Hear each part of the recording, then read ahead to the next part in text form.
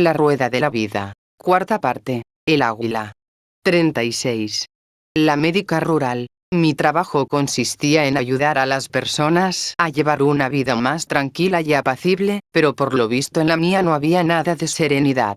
La intensa batalla por adoptar bebés seropositivos me había afectado más de lo que imaginaba. Después llegó un invierno muy duro, acompañado de lluvias e inundaciones que causaron daños en la propiedad. Luego hubo una sequía que nos arruinó una buena cosecha cuando tanto la necesitábamos. Y por si eso fuera poco, yo continuaba con mi programa de conferencias, seminarios, actividades para reunir fondos, visitas domiciliarias y a los hospitales. No hice caso de las advertencias de mis amigos de que iba a arruinar mi salud si aceptaba una gira de seminarios intensivos y charlas por Europa. Pero al final de la gira me gratifiqué tomándome 2 días libres para visitar a mi hermana Eva en Suiza. Llegué allí totalmente extenuada.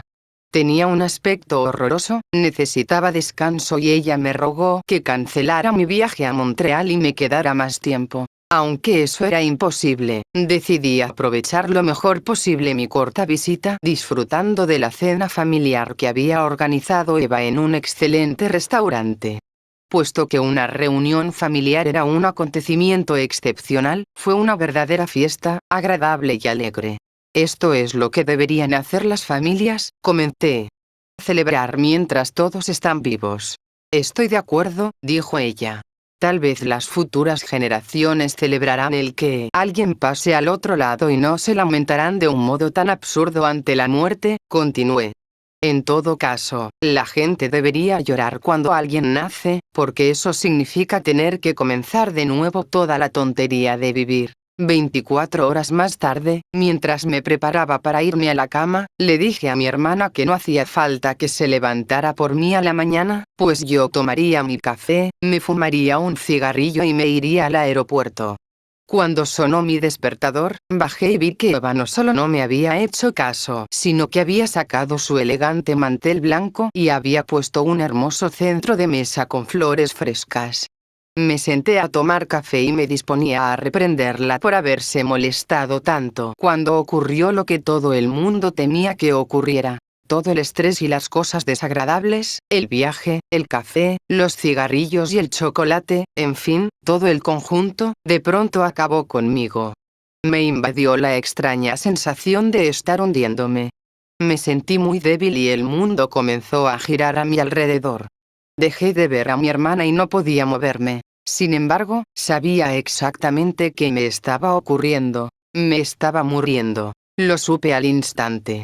Después de haber asistido a tantas personas en sus últimos momentos, por fin mi muerte había accedido a llegar. Los comentarios que había hecho a mi hermana esa noche en el restaurante me parecieron profetices. Al menos me iba a marchar con una celebración. También pensé en la granja, en los campos llenos de hortalizas que necesitarían ser envasadas, en las vacas, cerdos y ovejas y los animalitos recién nacidos. Entonces miré a Eva, que estaba sentada frente a mí. Ella me había ayudado tanto en mi trabajo en Europa y en la granja que deseé regalarle algo antes de morir. Me pareció que no habría manera de hacer eso, ya que no sabía de qué me estaba muriendo. Por ejemplo, si era la coronaria, podría irme en un instante. Entonces se me ocurrió una idea. Eva, me estoy muriendo, le dije, y quiero hacerte un regalo de despedida. Te voy a explicar cómo es morir, desde el punto de vista del enfermo.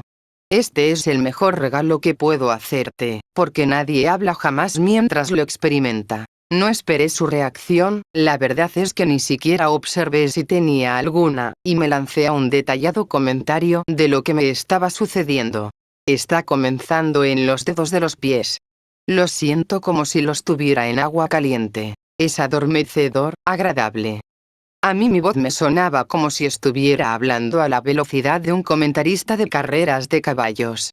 Me va subiendo por el cuerpo, las piernas, ahora me sube por la cintura. No tengo miedo. Es tal como me lo imaginaba. Es un placer. Es una sensación francamente placentera. Salí de mi cuerpo para mantener el ritmo. Estoy fuera de mi cuerpo, continué. No lamento nada. Despídeme de Kenneth y Bárbara. Solo amor. En ese momento me quedaban 1 o 2 segundos. Me sentí como si estuviera en lo alto de una pista de esquí, preparándome para saltar por el borde. Delante de mí estaba la luz brillante. Extendí los brazos en un ángulo que me permitiera volar directamente hacia la luz. Recordé que para tomar impulso debía agacharme. Estaba totalmente consciente de que había llegado el glorioso momento final y disfrutaba de cada segundo de revelación. Voy a pasar al otro lado, le dije a mi hermana. Entonces miré la luz, sentí que me atraía y abrí los brazos. Allá voy. Grité. Cuando desperté estaba tendida en la mesa de la cocina de Eva. El elegante mantel blanco estaba cubierto de salpicaduras de café. Las hermosas flores del centro de mesa estaban esparcidas por todas partes. Eva estaba peor aún, con los nervios de punta. Loca de terror, me sujetaba tratando de pensar qué podía hacer. Me pidió disculpas por no haber llamado a una ambulancia. No seas pesada, le dije. No hay por qué llamarlos. Es evidente que no despegué. Sigo clavada aquí. Eva insistía en hacer algo, así que hice que me llevara al aeropuerto, aunque eso iba en contra de lo que ella consideraba juicioso. Al demonio con lo juicioso, me burlé yo. Durante el trayecto, sin embargo, le pregunté qué le había parecido mi regalo, la explicación de cómo es morir. Ella me dirigió una mirada extrañada. Por su expresión deduje que dudaba de si yo todavía seguía en la tierra. Lo único que me oyó decir fue me estoy muriendo, y después allá voy. De lo que dije entre medio no oyó nada, aparte del ruido que hicieron los platos al salir volando cuando yo caí sobre la mesa. 3 días después diagnostiqué que mi problema era una leve fibrilación cardíaca, tal vez algo más, pero nada grave. Me declaré sana. Pero no estaba bien. El seco verano de 1988 fue duro. Durante la época de más calor supervisé la terminación de las casas redondas del centro, hice un corto viaje a Europa y celebré mi 62º cumpleaños con una fiesta para las familias que habían adoptado bebés infectados por el SIDA. A finales de julio me sentía más cansada que de costumbre. No hice caso de la fatiga. El 6 de agosto de ese año iba conduciendo cuesta abajo por una escarpada colina de la granja acompañada por Ann, una amiga médica de Australia que estaba de visita, y mi ex ayudante Charlotte, enfermera, cuando de pronto sentí una contracción en la cabeza, una dolorosa punzada que me recorrió como una corriente eléctrica el lado derecho del cuerpo. Me cogí la cabeza con la mano izquierda y frené en seco. Poco a poco sentí que una gran laxitud invadía mi cuerpo, hasta que quedó completamente entumecido. Acabo de tener una embolia cerebral, le dije tranquilamente a Ann, que iba sentada a mi lado. Ninguna de las tres sabía qué pensar en ese momento. ¿Estábamos asustadas? ¿Estábamos aterradas? No. Habría sido difícil encontrar a 3 mujeres más capaces y tranquilas.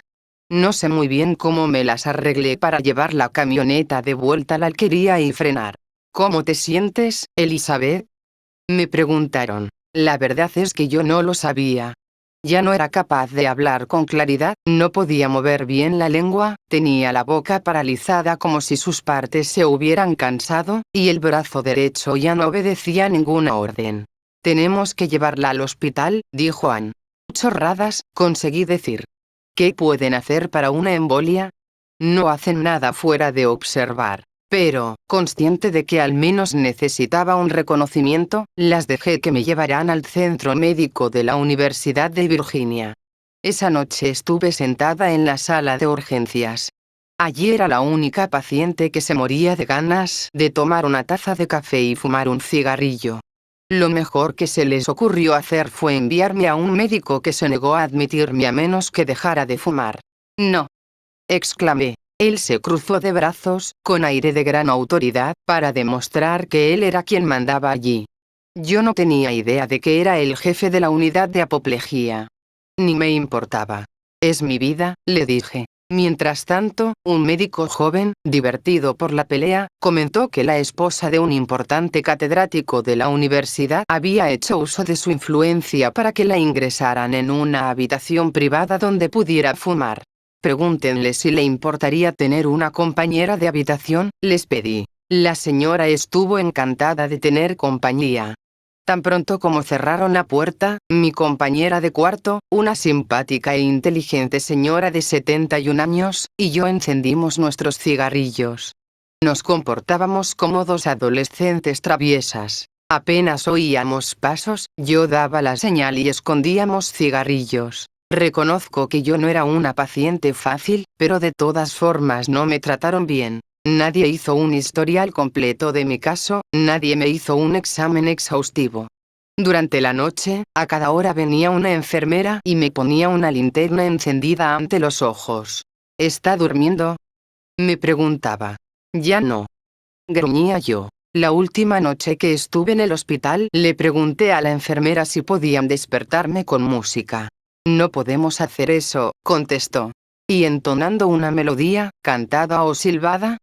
Tampoco podemos hacer eso. Eso fue lo único que oí. No podemos hacer eso. Finalmente me harté. A las 8 de la mañana del tercer día, fui cojeando hasta el puesto de las enfermeras, seguida de cerca por mi compañera de cuarto, y me di el alta. No puede marcharse, me dijeron. ¿Cuánto apostamos?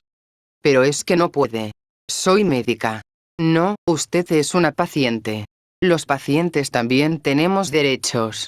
Voy a firmar los papeles. En casa me recuperé mejor y más rápido que lo que me habría recuperado en el hospital. Dormía bien y me alimentaba bien. Me inventé un programa de rehabilitación. Cada día me vestía y subía la extensa colina de detrás de mi granja. Aquello era naturaleza pura en su estado más salvaje, de modo que podía ver osos y serpientes al acecho detrás de los árboles y rocas. Al principio subía a gatas la pendiente, avanzando lenta y laboriosamente. Al final de la primera semana ya podía caminar apoyada en un bastón, iba recuperando las fuerzas.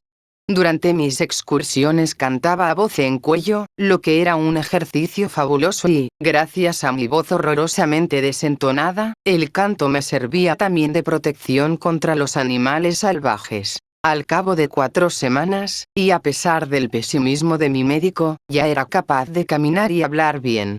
Afortunadamente había sido una embolia leve, de modo que reanudé mis tareas en el jardín y la huerta, mis escritos y mis viajes, en fin, todo lo que hacía antes. Pero había sido un aviso muy claro de que debía aminorar el paso. ¿Estaba yo dispuesta a hacerlo? De ningún modo, como lo demostré en una charla que di en octubre a los médicos del hospital del que me había dado de alta yo misma 2 meses antes. «Me habéis curado», les dije en broma. En 2 días me quitasteis para siempre las ganas de estar hospitalizada a no ser que se trate de una superurgencia. En el verano de 1989 recogimos la mejor cosecha que habíamos tenido hasta la fecha. Llevaba 5 años en mi granja, había trabajado en ella 4 y estaba saboreando los frutos y verduras de mi ardua labor. Es cierto lo que dice la Biblia: se recoge lo que se siembra. A principios de otoño, cuando asomaban los primeros colores de la estación, terminé el envasado de las conservas y comencé a plantar en el invernadero las semillas para el año siguiente. La vida en la naturaleza me hacía valorar más nuestra dependencia de la madre tierra, y comencé a prestar más atención a las profecías de los indios Hopi y del Apocalipsis. Me inquietaba el futuro del mundo. A juzgar por las noticias de los diarios y de la CNN, se veía sombrío.